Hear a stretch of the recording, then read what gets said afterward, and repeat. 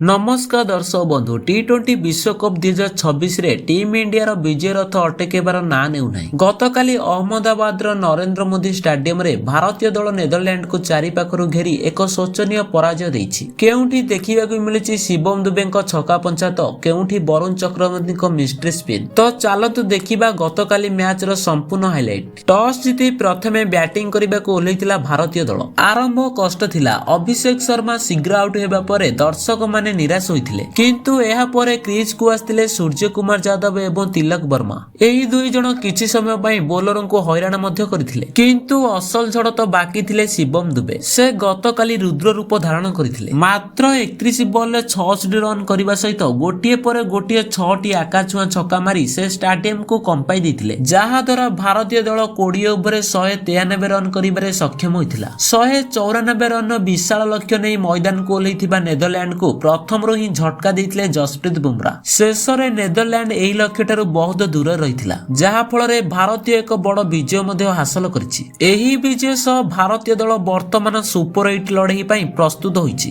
तो दर्शक बंधु शिवम दुबेଙ୍କ एही इनिंग्स आपन केमिति लागिछि कमेंट बॉक्स रे निश्चय जणांतु। सबुदिन एही परि क्रिकेट रो समस्त ताजा खबर पाइबा पई आम चैनल को एबे ही सब्सक्राइब करंतु।